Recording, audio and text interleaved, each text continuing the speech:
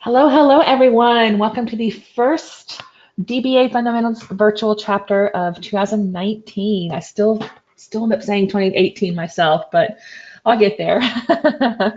Tonight we have a wonderful guest for you, a speaker, Plan Stability Through Plan Forcing with Erin Salado as the speaker. So I'm really looking forward to it. I have a few things to say beforehand, and then we'll turn it right over to her. This first slide actually shows our contact information. I'll show it again in a few moments, but we have 4 organizers: Steve, Shane, Kevin, and myself. I'll have our Twitter handles so you can reach us in a little bit, but you can also reach us on the web, dbafund.org, our YouTube channel, which has like 4 years of content at dbafundtube.org. You can check us out on Twitter at dbafund. And then also in the Slack channels, there's a lot of them, and we have a DBA Fundamentals Slack channel as well. So come on and join us through there. Without our sponsors, we wouldn't be able to bring you all this great content. So we're going to take a moment and really beef them up here. So our main sponsor is SentryOne. There's a lot that you can look online. They SQLperformance.org. They have a lot of blogs, a lot of videos, downloads as well, and that includes a free Plan Explorer, which is awesome when you're troubleshooting and such. You can also check them out on the community.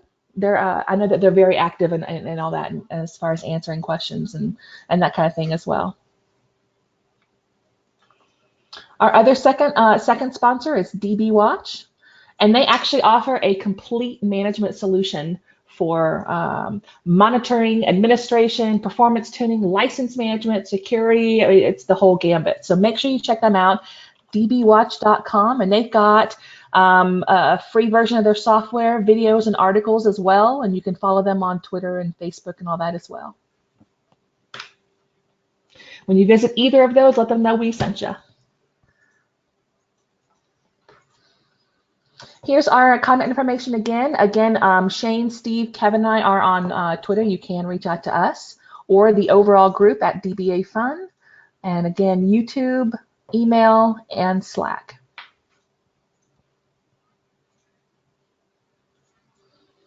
We are a member of PASS, the overall organization, and there are multiple virtual groups that you can get a hold of. And there's a lot of, all of them give wonderful presentations. So check them out. If you have something that you're needing a little polish up on or wanting to learn more about, there's probably a virtual group out for it. Here are the virtual chapter sessions that are happening and upcoming, of course, today with Erin Stellato. And then we've got an Italian one next, and then the database administration one, and then the BI one, and then we're back here again on the 22nd with Brent Ozar. Upcoming SQL Saturdays. These are wonderful days. I remember my first one, and I was totally blown away with all the networking and free stuff that I got as far as knowledge as well as some swag. It was awesome. We've got one coming up January 12th in Nashville, and actually one of our own is speaking. Kevin, one of the organizers, will be there speaking, so woohoo. Also February 2nd in Cleveland, February 9th in Redmond, and then there's some outside the United States as well. It is global. You can check out SQLSaturday.com and look at all the events that are upcoming, and then there's more as they come on, so there's probably something near you for sure. Lastly, our sessions are recorded, and you can check them out on our YouTube channel just within 1 or 2 days after the session, so dbafundtube.org. With that, I'm going to turn it over to Erin. Thank you so much.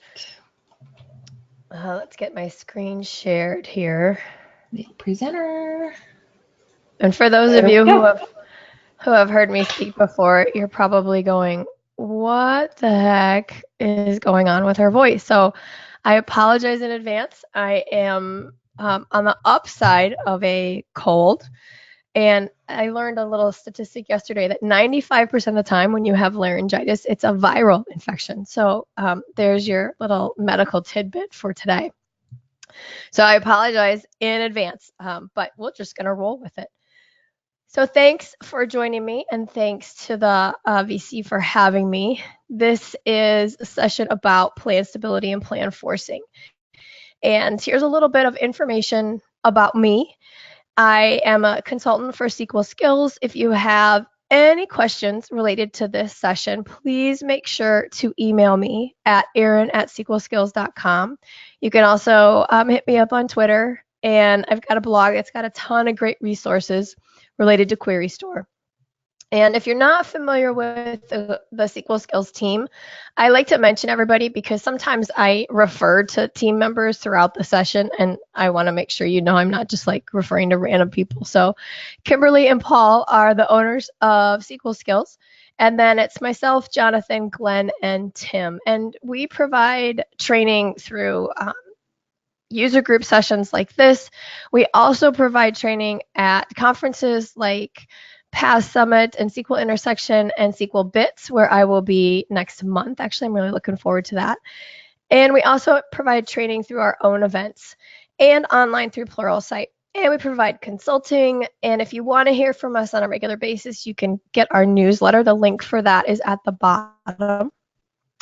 And if you have never checked out Pluralsight before, you can email Paul and you can mention this user group, and he will send you a code for free access to Pluralsight for 30 days. We've got a ton of great courses out there. I've got 2 related to Query Store if you want to learn more about that. The scripts for this session, along with a PDF of the deck, will be available afterwards. I send those over to the DBA Fundamentals team, and they post them, okay? So yes, you will get them, but I tweak things right up to the very end, so I send them after we are all done. Here's our abstract. I'm not going to read it. I assume you've read it, and that's why you're here, but I just like a little reminder of what we're going to talk about today. And our plan is to talk a little bit about Query Store itself and how plans can be very different. And then we're going to talk about how we can address that through forcing and automatic plan correction. So some details about Query Store, if this is a feature that you haven't heard much about or don't know much about at this point. This is a feature that was introduced in SQL Server 2016, and it's available in all editions. So it's available in Standard and Enterprise Edition. And it's something that you enable at the database level. So this is for your user databases. And you enable that specifically for each one. It is not enabled by default for Box product. In Azure SQL Database, it's different. It is enabled by default. And when you turn on Query Store, it's going to capture data. And that data gets stored in internal tables in your user database. So the data that we're talking about gets stored with your database, which means if you do something like a backup and a restore, that data goes with you. If you're using an availability group, that data gets propagated over to the secondary and you can see it over there because, again, it lives in that user database. Now, I'm specifically focusing on the user databases, but I'll mention here that you can enable it for one system database, for MSDB. You don't enable it for master, for TempDB. You can, and I have a little asterisk here next to model. You can't enable it for model, but obviously you're not using the model database. But if you enable it for model or you change any of the settings, then just like any other settings for model, they're going to get picked up when you create a new database. So if you want Query Store enabled for any new database that you create, you can change it in model, and then that setting will get inherited by default. Now, in order to look at this data within that user database, you have to have the view database state permission. And if you're going to force or unforce plans, which is what we're focusing on today, you have to be DB owner. And that's an elevated permission. And I like to say that with great power, because DB owner is pretty powerful, comes great responsibility. Forcing and unforcing really gives you a level of control. And so you kind of want to make sure you know what you're doing, or that someone on your team knows what they're doing if they're going to have that ability. And I had mentioned before that because that data resides in the user database, if you have an availability group, it gets propagated over to the secondary. And so you can read it over there, right? You can do a read connection and you can look at that data. But understand that if you're querying that read-only copy of the database on the secondary, no data is being captured in Query Store. I do have a connect item. Actually, it's not a connect anymore. It's user voice. I do have the user voice item created for that. If you're interested in upvoting that, I'm going to have that link in the slide deck. So those are kind of the basics, the fundamentals for Query Store. And to let you know what data is captured, it's kind of broken up, or I kind of break it up logically based upon plans, what we call runtime stats or execution stats, and I use those two interchangeably, and then wait stats. So in the plan store, we get compilation information, we get execution time, we get query text, and the query plan. So this is pretty cool. And then in the runtime stats part, we get information about how frequently the query was executed, how long did it take, how much CPU did it use, what do we have for logical read, physical reads. Lots of cool information gets captured in terms of execution stats. And then if you're running 2017, you also get wait statistics. And wait stats and then the log bytes used in TempDB are specific to 2017 and Azure SQL Database. So a note about these settings, and I can talk about these settings for about 10 minutes, but we're just going to kind of roll through them. I have a blog post that talks about what the defaults are and what I recommend based upon experience. And I'm going to pause for 1 second here. I'm not going anywhere. I just need to mute. I don't want to cough in your guys' ear, so I apologize. So for these settings, I said this already, but I just want to make sure we're clear. It's not enabled by default in 2016 or 2017. But hang on, let me get back to my slide deck because I went away and I muted. So let me come back here. There we go. Not enabled by default, but it is for databases in Azure SQL Database, including those in managed instances. And there's 9 different settings that are related to Query Store config. And this is going to determine what data gets collected and how it gets stored. And if you don't configure these settings properly, you can either have data removed from Query Store before you expect it or want it to be, or Query Store can stop collecting it entirely. And again, this is the link to the blog post that I wrote that talks about these 9 different settings and the defaults and what I recommend starting with. So if you're not familiar with those, take a look at that post. And then if you've got questions, email me or post a comment on that. So that's kind of the background for Query Store. It's a little bit of a primer. Now, when we talk about performance issues that we typically see, and when I talk about performance issues that we typically see, I'm kind of trying to group all of them into some general boxes. And the first one is the queries that take too long, or the queries that are slow, right? The email or the phone call that you get that says the system is slow, my query is slow. And then you've got your heavy hitters, I tend to call them this, which is the ones that take a ton of resources. Maybe they take a lot of I/O, maybe they take a lot of CPU, but whatever it is, like when you're looking at those queries, you are thinking, what in the heck is going on? And after that, I'm going to do these out of order. We've got queries that execute with high frequency. And I call those the death by 1,000 cuts, right? If I look at a query that's executing, a couple times a minute, that's not so bad.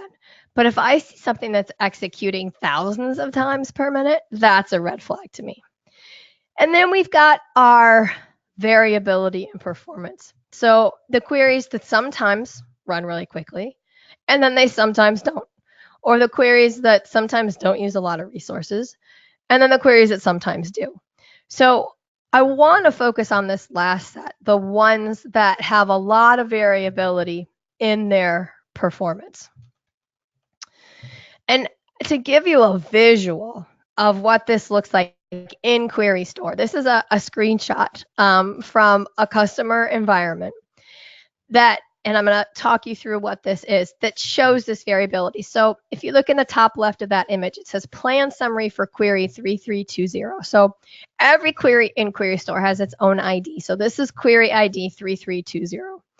And on the far right, you've got plans and their IDs. And you can see that there's over 15 or 20 different plan IDs here, which means that query 3320 has 20 different plans. And this is data for about 2-3 weeks. And that's a lot of different plans. And if you look, there's a decent amount of variability, right? This guy that's way up here, where is he? Above the 8,000, right? He's kind of an outlier. And then most of them are between this, 0 and 4,000 range, but they're all over the place. So when I talk about plan variability, this is what I mean, okay? So how do we stabilize that, right? How do we go from this this graph, right, where they're all over the place, to something that's nice and stable? And you've got a couple options, right? If you come to me and you say, this query is all over the place, I'm going to say, well, let's figure out why. And then what I really want to do to address that is I want to change the code or the schema. I really want to fix the problem at the source.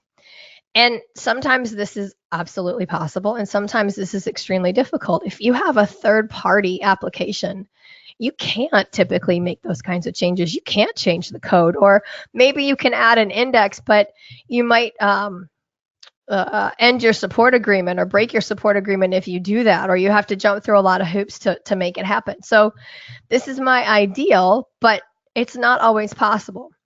And in that same vein of changing your code, what I call the sledgehammer approach is to say, well, let's just throw a recompile on there, which means that every time that query executes, it generates a new plan so that we can, quote unquote, get the best plan for those input parameters, regardless of what they are.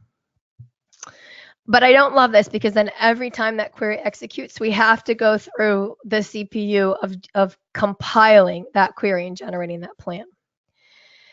Now, one of the things that I've seen is folks try to get what they consider the best plan into cache. So what we often see is we have like an agent job, and that agent job might run every minute or every few minutes, and it removes whatever plan is in cache, and then it runs the query right away with the optimal input parameters to get the quote unquote right plan into cache. So this is a manual workaround, and it can hold, but I'm still really not addressing that problem.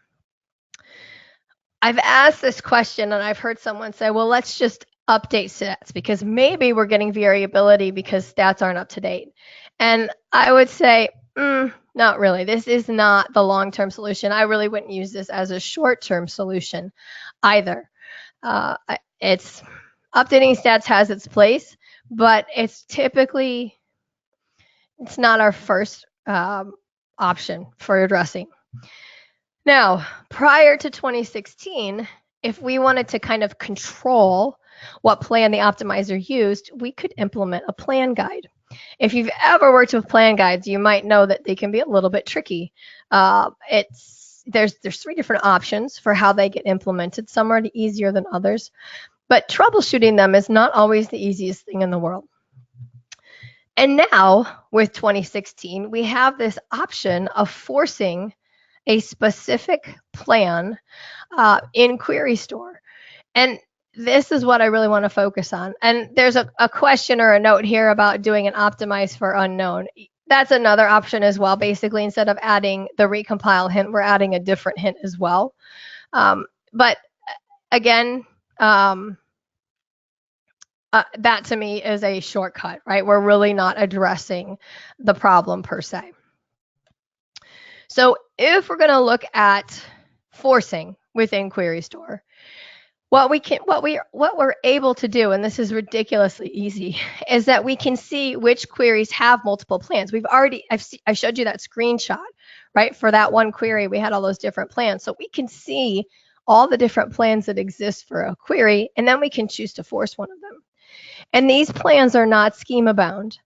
And you can monitor the failures with extended events, which I highly recommend, and I'll show you why.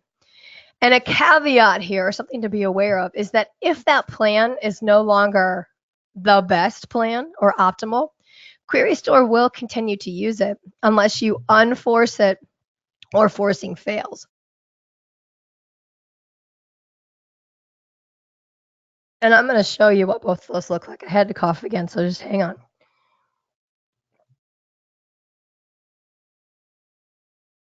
So there's a nice quote from, I don't know who came up with this, right? But the bad plan isn't the one that fails, but it's the one that's the most expensive, even though it succeeded. So let's start to take a look at what plan stability and how we create that within SQL Server. So you guys should see Management Studio at this point. And if not, let me know. Just write something in the chat window. Yes, we do. But what I've done, we're good to go? Yes, we are, yeah. Awesome. Okay, so we've got, I've already run this. So we've already restored a copy of the Wide World Importers database. And this is a database that I've kicked up in terms of size because playing with more data is a little bit fun. So we're going to enable Query Store, and this is the T-SQL to do that. You can also enable it through the UI. And the settings that I'm using here are not what I would recommend for a production environment. And in particular, this one right here, this data flush interval, potentially this interval length, the storage size, and the query capture mode. But for my demo purposes, this is appropriate. So this is a do not do as I do, do as I say, which is follow what I have in the blog post. And while I'm mentioning the settings in Query Store, there was also a question related to performance in enabling Query Store. And just like the settings, that's something I could wax poetic on for a good 15 to 20 minutes. I also have a blog post that talks about that. It's a big, it depends. If you're familiar with SQL Skills, you might have been wondering how long it took for that statement to come out. It was about 20 minutes. But there's a lot of things, a lot of factors that you have to consider. So also have a blog post to that that I will make sure is in the links. But we're going to go ahead and enable Query Store. And because this is a demo database, I want to clear out any data that might have existed in here. Now, this is, again, also not something that I would recommend in production because any data that I have from Query Store is going to be removed. So again, great power, great responsibility. But for my demo, we're going to make sure there's nothing out there. And we're going to create a stored procedure. And this is a stored procedure called USP Get Full Product Info. And it has 2 queries in it. And the input parameter is a stock item ID. So it's nothing too fancy, but we've got 2 different queries in here. So after we execute that, I want to enable our actual query plan. And because I want to see what's going on here. And I'm not even going to worry about settings. I'm not going to look at the stats IO. I'm just going to turn it on because it's here. I am running the store procedure. Again, not as I would recommend, but I'm purposefully putting a recompile on here because these 2 queries are sensitive to my input parameters. So we're gonna generate the scenario where we get different plans for different input parameters. So I'm doing this on purpose. So if we look at our output here, and let me fire up Zoom it. Should have done that in advance, but there we go. So this is right here. Let's see. This is the plan for query 1. So we have a column store index scan right here, and we've got a clustered index scan with a filter here. And if we scroll down to look at our second execution of that, we see that we have a slightly different plan here. We've got a column store index scan and a clustered index seek. So for that first query, we have two different plans. For the second query, on that first execution here, you can see that we've got column store index scan into a compute scalar, and we've got an index scan into a filter, and that feeds into a hash match. For the second execution of that second query, you can see that we have the same plan here, right? It's column store index scan, compute scalar, index scan, and a filter. So for query 1 from that stored procedure, we have two different plans. For query 2, we have the same plan. Now, our data is not static, right? Things change throughout the day. So we're going to run a query that's going to insert about 90,000 rows into that table. And then we're going to rerun, again, we're still using with recompile because, again, these are parameter sensitive. And we execute that and we look at the output, and we get this same plan here for that first query. Column store index scan, clustered index scan with the filter into our hash match. And if we scroll down and we look at the second execution of that first query, you're going to see that we have a different plan shape. So now for this first query, we have an index seek with a key lookup into a nested loop. And then down here, we have a clustered index scan with a filter into this hash match. So now for query 1, we have 3 different plans. For query 2, right here, you can see that we still have the same plan, column store index scan, compute scalar, index scan, filter into this hash match. But if we look at our second execution all the way down here, this plan shape's a little bit different. Right here, we've got index seek key lookup into our nested loop, and then index scan and filter into a hash match. So query 1, 3 different plans. Query 2 has 2 different plans. Now, what do we see in query store? And we're going to hop into the UI. So if you haven't looked at this, where we go is we go into that user database. We expand query store, and you'll only see this query store folder if query store is enabled or has been enabled previously. And I'm just going to look at my top resource consuming queries. This is my go-to report within query store in terms of what I want to look at. And let me give you a little information here about this layout. So over here on the left, we have a list of the top resource consuming queries. Right, this is what we see over here. And over here on the top right, we have the different plans for these queries. And then on the bottom, based upon which plan I've clicked on, we see that plan here. Now, I don't love this graph view because you notice I can hover over it, and that's how I see the query, but I got to hover over it, and I'm kind of lazy. So what I do is there's this view the information in a grid format, which I much prefer. So we're going to look at the grid, and this means that I get to see the query text right here. And if you scroll to the right, this is one of my favorite things. It says how many plans I have. So remember, for that second query, we had 2 different plans. And for that first query, we had 3 different plans. Well, now when I highlight either of those, I can see over here what those plans are. So here, if I look at these 3 different ones, I can see what the different plan IDs are. And if I want to do any kind of analysis, I just highlight one of the plan IDs, and then I hold down Shift, which you guys can't see, and I click on the other plan. So you see I have boxes around both of them. And then I come up here, and you have this compare the plans. right? So in Management Studio, I can look at both of these side by side, and I can start to dig into what those differences are and do that analysis. So from here, let's see. Now, this is how I look at that information in the UI.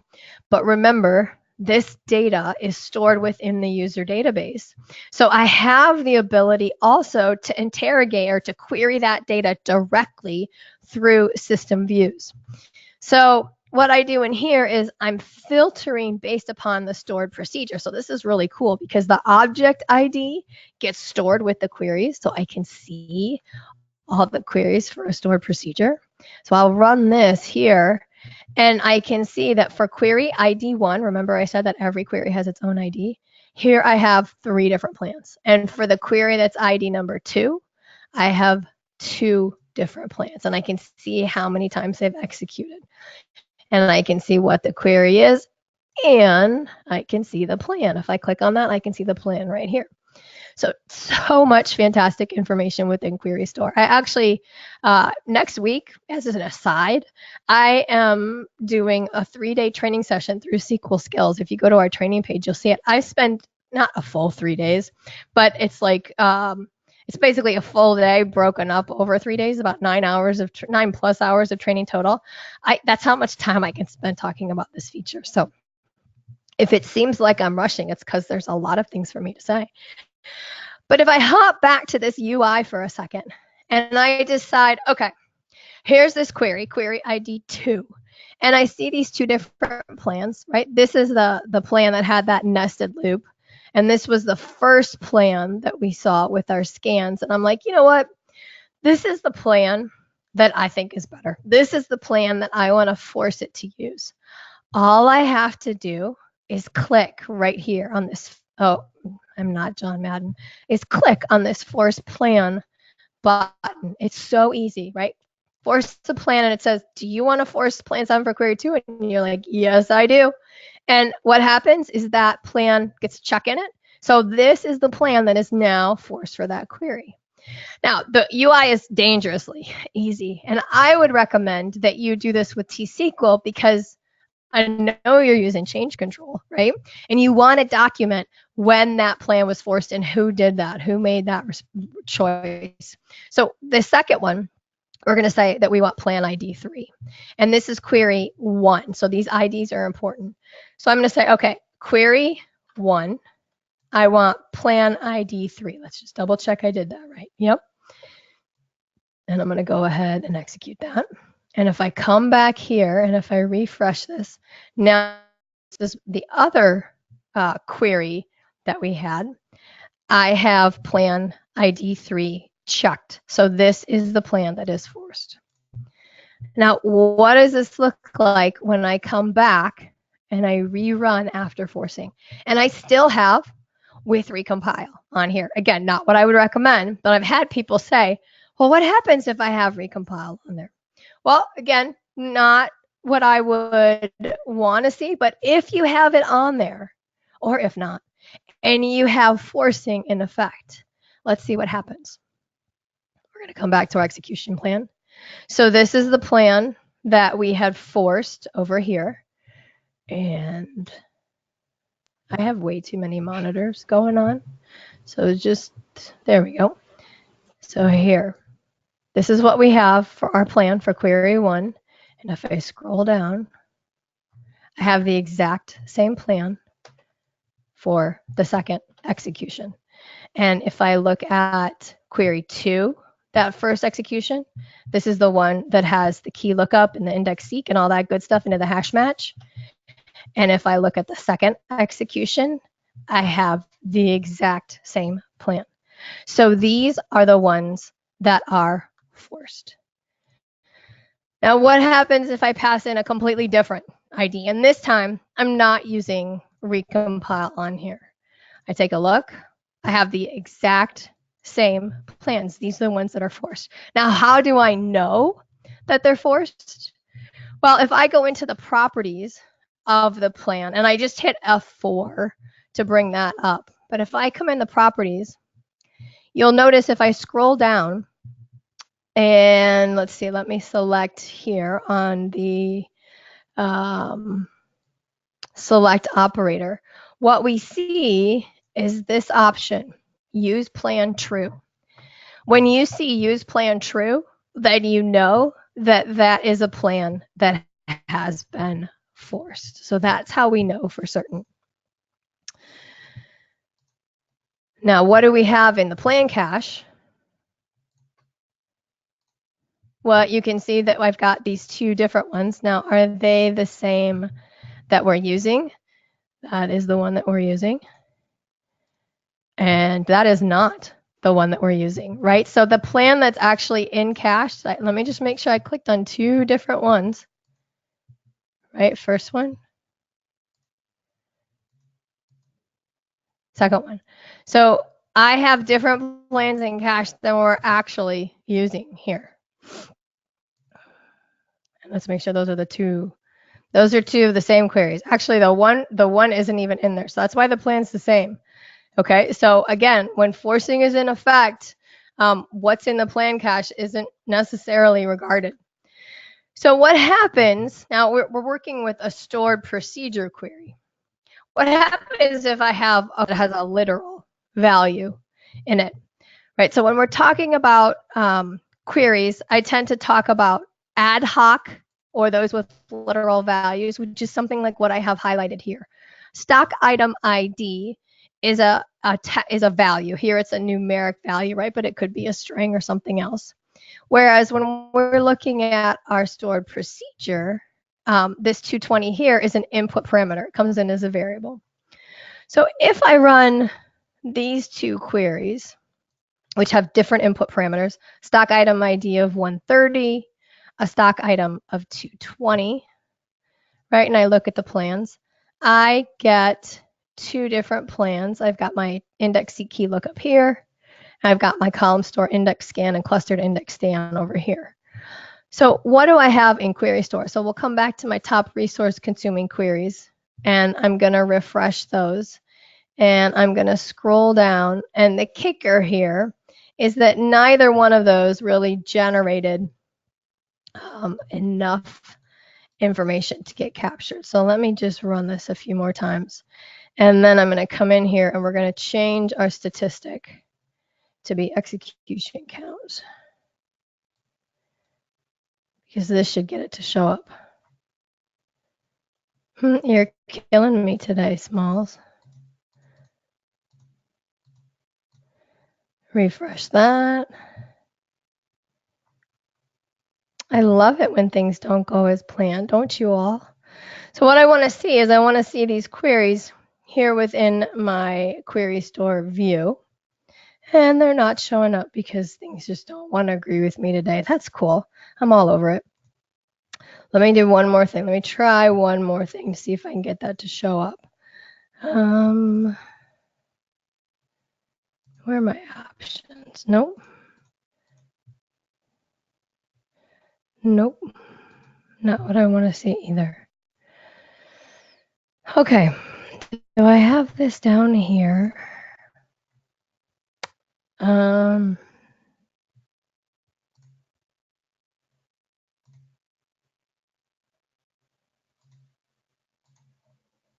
Let me look at,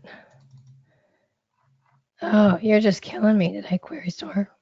So I'm not going to be able to show you that we have I'm not going to be able to show you the query and the plan, but what happens is that every query that executes gets its own query ID. So this has one query ID, and this one has a different query ID. These are two separate queries. So I can't say for each of these, even though they're the exact same other than the input parameter, I want you to use one plan, because they show up as two different queries. And if I want to try to change it to say, okay, let's do something like an optimize for unknown, what happens is I've actually changed the query text. And presumably I'm forcing a plan because I don't have the ability to do that. And I could parameterize that query so that I could force it. But then if I do that, I'm also changing the query text. So the forcing is going to be appropriate for queries that don't have any input parameters, or for queries that are parameterized. For your ad hoc queries, you're still going to want to use a plan guide in that scenario. Now, there was a question here related to why I might not be seeing this information, and it has to do with one of the settings, which is flushing the data every 60 seconds. And as an answer to that, when we look at the data that's here, it's actually querying data that's sitting in memory and data that exists on disk, and it does a union between them. So it doesn't matter that it hasn't been flushed to disk. I should still see that also. And there's another query that says, within a stored procedure, if I'm using a temp table to hold data and use later within the storage procedure, will query store show that query and that plan? And yes, it will. A recent blog post I wrote talks about the ability to find all queries for a stored procedure. And in that stored procedure that I use, I do build a temp table. So if you look through that blog post, there's some sample code that you can rerun to see that that query does get captured in the plan, does get put into query store. So let's continue talking about automatic plan correction here. Or excuse me, I don't want to talk about automatic plan correction yet. I want to talk about failures with forcing. And how am I already at 1240? So if I force plans for both of these queries, which I did here, and I turn query store off, let's make sure that I have my actual plan enabled. If I execute this, and we look at this, what we can see is that I, again, have different plans for my queries. So if query store is turned off, forcing goes out the window. Okay, that's no longer in effect. Query store has to be enabled. The good news is that if somebody turned it off, and assuming they didn't purge anything out of there, I can just turn it back on and rerun them again. And I'm using with recompile on purpose here. Right? And if I rerun them again, we can see that I end up getting those forced plans back again. So life is good. Now, if I switch it to a read-only state for some reason, not what I would typically recommend for query store, do my forced plans still get used here? And they do. And I want to, if I scroll down, let me just show you that real quick before I hop up on my soapbox for a second, right? Those two plans are the same for both of those queries. So a note about query store. It is really designed to be enabled and left enabled. I've had some people say, well, I don't want to leave it on all the time. And I don't know why that's the case. They're like, I'm just going to turn it on when I need it. My response is, well, how do you know when you're going to need it? How do you know when performance isn't going to be great? How do you know when you're going to have a problem? You don't. Or if you do, you've got fantastic powers. But typically you have no idea. So query store is something that's meant to be turned on and left on. Now, a couple notes. I'm going to flip back to my PowerPoint. So a couple notes to pay attention to here. It may not always be obvious to you that a plan is forced. So you need to look at the plan and at query store. And let me hop back actually to my demo for a sec because I want to show you something. If you're not sure what queries have forced plans, you've got this one right here, queries with forced plans. It's a great little report. This will tell you what queries in your environment have a plan that is forced. You can also interrogate the system views to get this, but here's your visual to see what you have enabled. Now, performance, as you probably know, can be different across environments. Hopefully you've got a test environment, maybe you have dev, maybe you've got QA. And so if you're using plan forcing, maybe you've got something forced in production that isn't forced in another environment and you're seeing differences. Something to pay attention to. I have a note in here about plan forcing and your code and your schema. If you change an index name or you change the name of an object, then that will cause plan forcing to fail because all of a sudden that index name or that object name, which is part of the plan, it's stored in the plan, is no longer the same as what you have that's forced. So it can't use that forced plan. Your query will still execute. It's still going to go through compilation and optimization at that point and generate a plan. but it's not going to use the force plan that you have. You can't force a plan on a read-only secondary by forcing the plan on the primary. So imagine that you have an availability group, and on that read-only replica, you are running queries. You can't force a plan for that on the primary because that query probably doesn't exist on the primary. And you can't force a plan for the query if it's not generated for that query. So sometimes I've had people say like, well, this other query that's almost exactly the same has the plan that I want. Is there any way I can force it? No. That query has to generate the plan and then you can force it. As we saw, when you turn off Query Store, you don't have the ability to use force plans. And they do not get aged out of Query Store. And a side note about 2017, if you had specifically CU2 installed and then you upgraded to a later CU, there's something you should pay attention to as part of that upgrade. So again, I've got another blog post in there for you to check out. So typical reasons we see forcing fail: an index that's part of a plan that's forced got dropped. The index name changed. Somebody changed the index to remove certain columns or changed where they exist.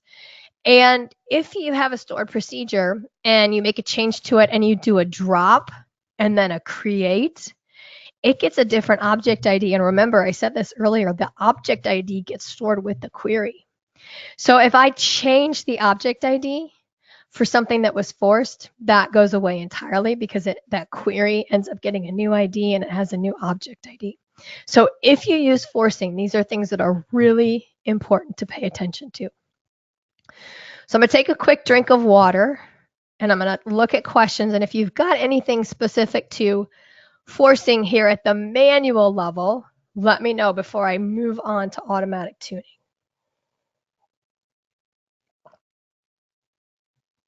Now, there is one question that's already in the queue, which says, if I have a query that comes from Link or something like Entity Framework, right, and it's in a .NET application, does it still get tracked in Query Store? Sure. As long as I have Query Store enabled for the database against which the query runs, it is going to exist within Query Store. Now, how can that plan be identified and related to the application? That's something a little bit different. I can obviously see the query as I showed you in the UI, and I can look at the plans for that, but Query Store does not store the application which executed the query. So I'm going to have to know what that query is in order to find it within the database, but Query Store doesn't keep the application or the user. Another question is, can I force a query without Query Store? No, you could use a plan guide, but I can't use plan forcing because that's part of the Query Store feature. So I have to have that enabled. Another question is, can I force a plan on the primary? I said I mentioned that I can't force a plan on the primary. Hang on, what I meant to say there, let me clarify. Plan forcing occurs on the read-write copy of an AG, which is the primary. So that is where I force. What I can't do is force a plan there for a query that runs on the secondary, right? Because typically the queries that I'm running on the secondary aren't what I'm running against the primary. Even if I were forcing over on the read-write copy, it doesn't work over on the read-only copy because it's a read-only copy of the database. And no, I can't force a plan on the readable secondary. And because Query Store, because it's a read-only copy, Query Store isn't capturing any data and storing it because the database is in a read-only state. And I'll take one more question here before I move on. Anything else I'll try to hit at the end. Can I propagate Query Store from production to QA and dev so I can test? Propagate isn't necessarily the word I would use. Remember that the database gets stored, or excuse me, the Query Store data gets stored in the user database. So if I back up that database and I restore it to QA or dev, the Query Store data goes with it. So then I can do testing, etc., with that Query Store data over on dev QA. Good questions, but I want to move on. I'll come back to any others as I can at the end. So query store and forcing can happen automatically because of this feature called automatic tuning. Well, automatic tuning is a broad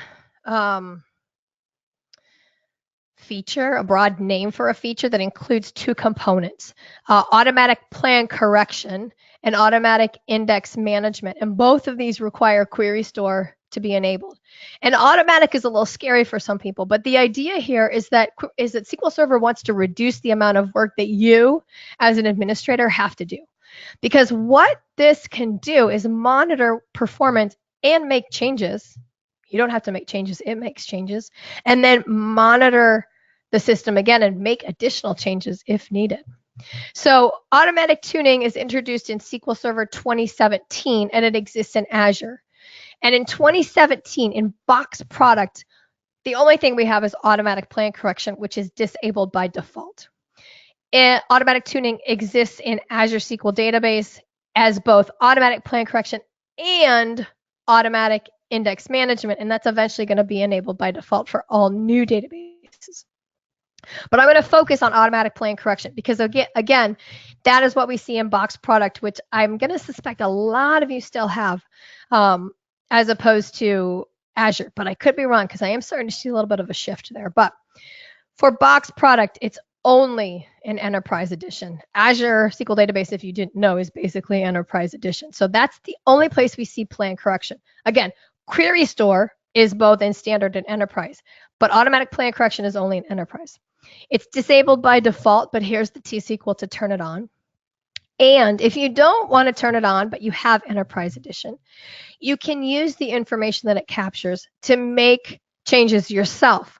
So this gets stored in the DMDB tuning recommendations, and you can query that. But note that those aren't going to appear within Standard Edition. So here's how it works, right? This automatic plan correction looks at query performance, the current performance, and then the previous performance. So when we're talking about current and previous, we're talking about the plan, right? When we see a plan change, and it's going to do a comparison, and it says, is there a regression? A regression specifically meaning, did my performance for that query get worse? And if it did get worse, if it did regress, I want you to force that last plan, which was good. And then after you force that, keep an eye on it, right? Make sure that it's still good. And if it isn't, if it regresses, or if there's a recompile, or if forcing fails, then unforce it. And then after you unforce it, keep monitoring. So if we get another plan change, if we get another regression, then force again.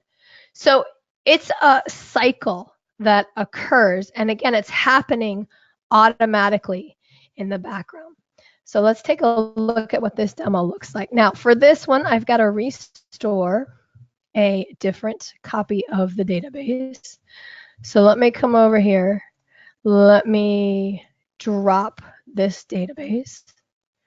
I should have this scripted, you know, it would make a lot more sense.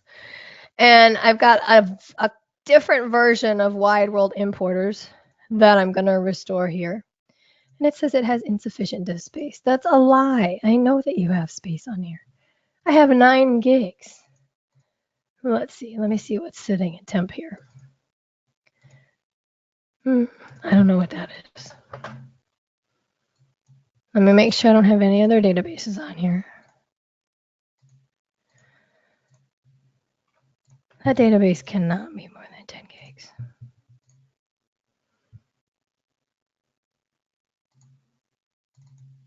What do we think I have for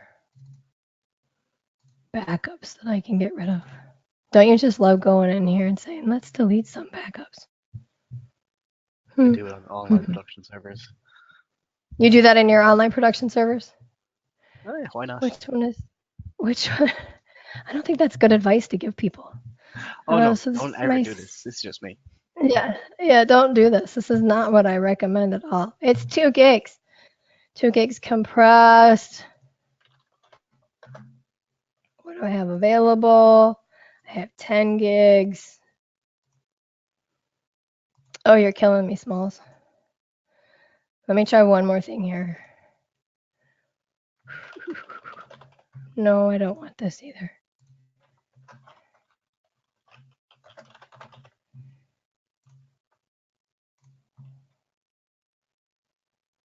Before I do that.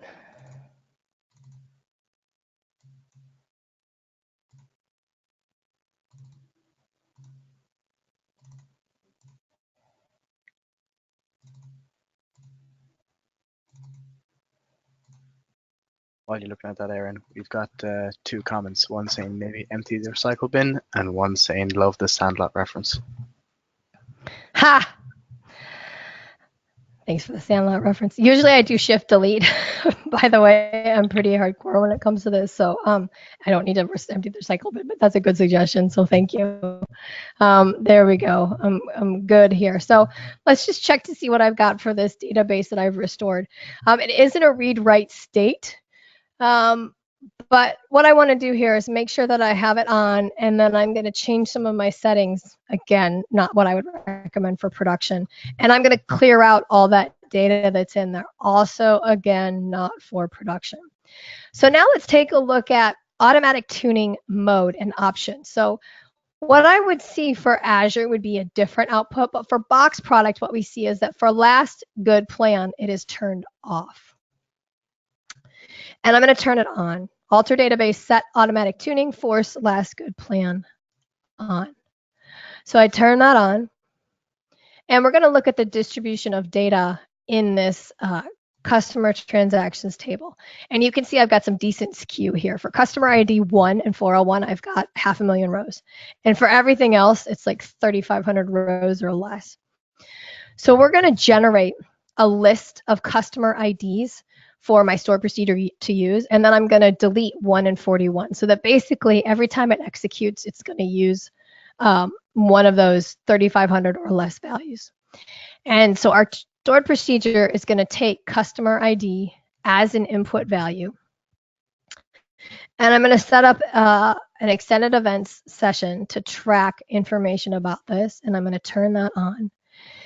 And then we're going to take a look at some scripts, and we're going to come back here to query store and automatic tuning, automatic plan correction. That's really what I want. And we're going to fire this guy up. So what this does is it starts running my stored procedure over and over and over again. So I have this stored procedure, right, that I just created, and this script right here calls it. So it runs it the one time, and then it continues to run it over and over by pulling that customer ID from the table that I created. So this is running here in the background. And if I take a look at what I've got for my top resource consuming queries, and we'll switch again to our grid view. Here this is. So I've got my plan ID, right? Plan ID 8. So here's what we've got. And notice, by the way, this is an index seek down here with a key lookup. So now I'm going to create a regression. What we're going to do is I'm going to run this one, which basically frees procedure cache, and then it runs it with the 401 value. So that's going to force a different plan to be generated. So here we go. I'm just going to do that here. Once I see that that query has been executed, I'm going to come back over here and I'm going to refresh that. And I love it when things do not go as planned. So nothing crazy happened here, which is not what I wanted to see at all. But that's just the kind of day that we're having. I'm going to run it again.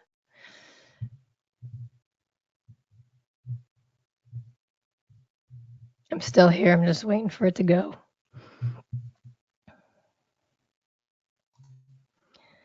And let me refresh again. That's what I wanted to see. So all I did is I ran the query with a different input parameter after freeing everything out of cache. And you see here that I have plan ID 32. And if we look at that plan, you can see that it has a clustered index scan. And what happened is that we went and plan ID 8 got forced. So what happened? And if you look at this graph, you might look at this and you might see, well, hang on, Erin, how is there a regression in performance here? When I look at the graph, the plan ID of 8 is higher. Well, it's a great question. I'm looking at duration. If I change this to CPU and I change it to average, now you see that plan ID 32 is more expensive. What this tells us is that automatic plan correction looks for a change based upon CPU, average CPU. And in this case, average CPU got worse. And so it automatically went and it forced the plan 8, which was that index seek with that key lookup. So that happened in the background. And if I look in this DMV, this DMDB tuning recommendations, and I've got some code that makes the output look a little bit nicer, it tells me average CPU time changed from 11.55 to 154 milliseconds. And so it says, okay, here's our regress plan. Here's what we forced. We're still in a verifying state. Here's when that action occurred. It was done by the system. And then everything else is null. And if I wanted to do this manually, here's the script for that. Now, there's a recommended index here in this plan that's currently forced. So if I go ahead and create that index, which is a schema change, and I come back in here and I refresh, oh, you're killing me today. What should happen is that this should get unforced. But my demo is just failing all over the place today, which is totally fine. Some days are like that. And I've already gone past 102. So for those of you that are still here, I appreciate it. Feel free to stay on if you can, because I have this habit of going over, and I'll talk a little bit more if you've got the 5 minutes. When people see automatic, they go, oh, really? And you think, well, can I trust this? Well, it's not perfect, but it's pretty good. It's been developed with operational telemetry from Azure SQL Database. So this was running in Azure long before it came to Box. And it might not get every regression that occurs. And it could make a not so great decision, but it has an ability to recover from bad decisions, right? Because the plan forcing failed, because of a schema change, because of a recompile, because of a stats update. Those are the reasons that it will invalidate. And that's a pretty good set of circumstances for it to unforce. So I do think it's something that you can trust. I think it's something that you can use in your it can be a part of your toolkit for managing performance and looking at what might need to change in your code. Now, if I manually force a plan because you decided it was needed or based on a recommendation, it will not be automatically unforced. Only if it's automatically forced will it be automatically unforced.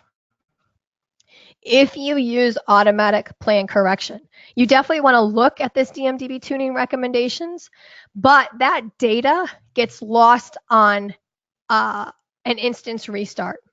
So the plans will still be forced when the instance comes back up. Anything that was forced when the instance went down is still forced when the instance comes back up, but any other data that was in there is going to be lost.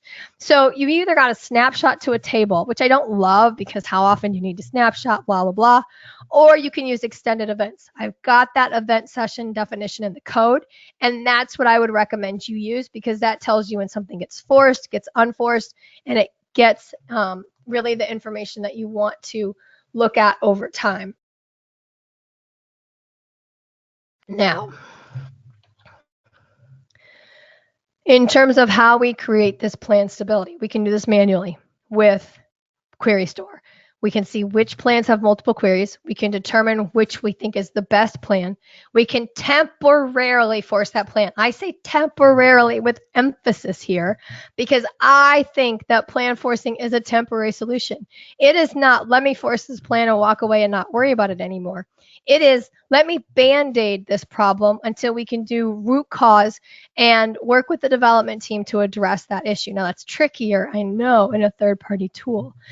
But I really look at this as a stopgap until you can address it.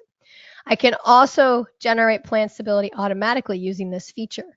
Again, it is to me temporary, but I can look to see what's been consistently forced, right? What query or queries are consistently getting a forced plan, and I can work with my dev team to address those. So I'm sorry I went over. I apologize. As you can tell, this is a feature that I really love, and I could probably talk for another hour just about this. I am going to take time to go through the questions right now, but so you're aware, I've got a couple resources here. Again, 2 courses out on Pluralsight. I've got a blog that has a lot of information, and then I have a specific blog post that talks about the request. So the one that I mentioned for the availability groups is in there. So let me go back and look at questions. If you've got a jet, I totally understand. Thanks for being here. Otherwise, I'm going to go through and address some of the questions that came up. So is that, you guys, is that okay? Do you mind if I keep talking? Sure, no problem. Do you have somewhere to be? I will say real quick before you start answering questions, make sure that you guys, if you're not able to stay or whatever, she did give your her email address, Erin@SQLskills.com. So if you have something and you can't stay, you can go ahead and email her at Erin@SQLskills.com. Go ahead. Thank you. So here's a question. I cannot use Query Store on production because of many little transactions. What can I do in this situation? So I'm not quite certain, without more information, why you can't use it. My guess is that what you're telling me is you have a lot of ad hoc queries which execute against your environment. And if that's the case, I would recommend that you look at my blog post on Query Store performance. If you just put in Query Store performance, you should get to that, because it's going to help you understand why. And there's a couple settings that you can use. One is whether you capture all queries or only those that exceed a certain threshold, which is what I would recommend. It's an auto value.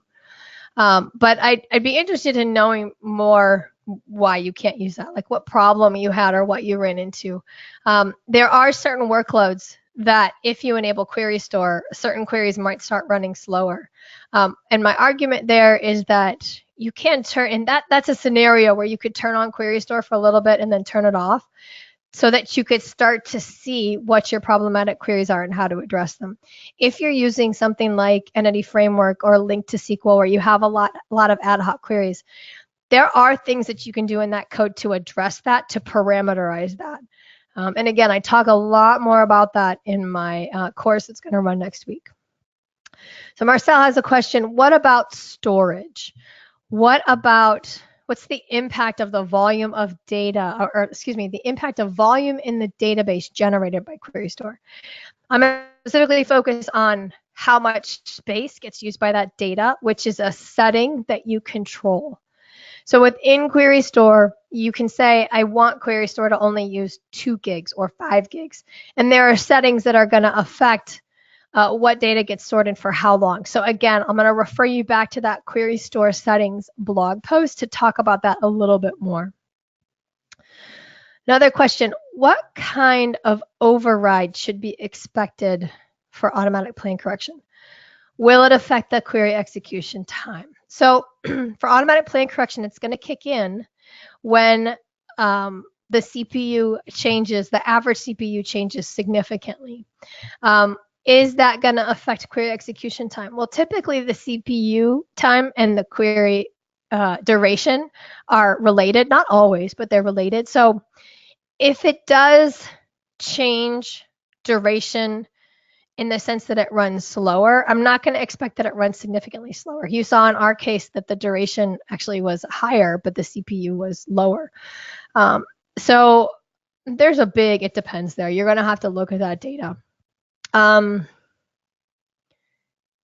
then it's, do we have the data in Query Store to see when it, I believe the question is when it enabled, or when automatic plan correction kicked in and changed the plan. And yes, that's in that DMV. So you can use that to see when that forcing occurred. Is there a risk that the automation is going to oscillate? Is it going to turn, is it going to force, monitor, unforce, then force, monitor, unforce? Yeah, that can definitely happen. That's by design, right? Remember I said that there's a lot of logic that's in there to back off if needed. And part of that logic means I've updated statistics or I've changed the schema, and then it's going to unforce. And to me, I want to look and I want to monitor to see why is it continually forcing and unforcing, and maybe that's one that I should force manually. So I still think that it's valid to use that, but again, whether you use plan forcing manually or whether you use it as automatic plan correction, you've got to pay attention to what's going on. It's not just set it and forget it. So it says automatic tuning is not perfect. Is my experience that it fixes more than it degrades? Yes. Remember that this is enabled by default within Azure SQL Database, where they have terabytes of telemetry that's being captured every day. And so it's being used there whether you realize it or not. And I believe, again, that ability to back off if there's an issue is the saving grace there. So I haven't heard of a scenario where having that feature enabled has degraded system performance overall. I think that it's a really good feature to try. So that was all the questions that we've got. And since I've gone almost 15 minutes over at this point, I will wrap up. And if you have a question that didn't get answered, please send me an email, Erin@SQLskills.com. But I'll turn it back over to the team. Thank you guys so much for taking time today. And thank you very much. There was a lot there that I didn't know and learned, and I've been looking for this for a while, so it's been exciting. Well, thank you for doing it, even though you're not feeling well. So I'm all right. I'm still better than I was a couple days ago, so it's all good. Everybody else, make sure you're checking out our website, dbafun.org, for any other future sessions. We have all the way through May already booked, so check them out. Also, this and others, other sessions are available on our YouTube site. This will be available within a day or two on dbafuntube.org, and we will end up mentioning it in Twitter when it's available. So make sure you're looking at us on Twitter @dbafun. Have a wonderful day, and I hope to see all you guys very soon. Thank you.